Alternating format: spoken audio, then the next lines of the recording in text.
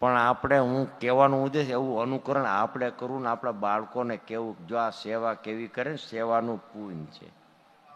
નહીં જાવે જેને સાચા સદગુરુ સેવા ને એ નર નહીં જાવે. ઠેઠ ઉગારામ દાદા વખત અત્યારે હાલે છે ને એ ભક્તિવાળા થઈ ગયા ને આઢી ગયું છે ને ફલાણું થાય ને ટીકડું થઈ ગયું પણ એનું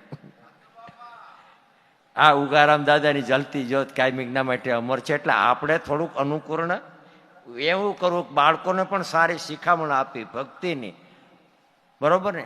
એટલે ભલામણા દારૂડિયાની હારે તમે જાઓ ઘણા કામે જાય ને એને ભેગા તો ઓલો પીતો થઈ જાય. તો સત્સંગીની હારે તો એવા ગુણ બાંધો ને તો કુટુંબ પરિવારને બાળકો પણ ભક્તિમાં વળીને કાયમિકના માટે એ રસ્તે રહીએ. કહેવાનો ઉદ્દેશ મારો એ છે. એટલે ધન્યવાદ છે સેવાને એ પણ અનુકરણ આપણે તો ત્યારે બાળકોને શીખવાડીએ ને પણ કરવું એમ કે ભાઈ ધન્યવાદ છે સેવાવાળાને અને સેવા કાયમિકના માટે કલિકાથી અને જેને જેને સેવા કરી. બરાબર. હવે બ્રાહ્મણની વાત કરીએ. માતંગ ઋષિની સભા,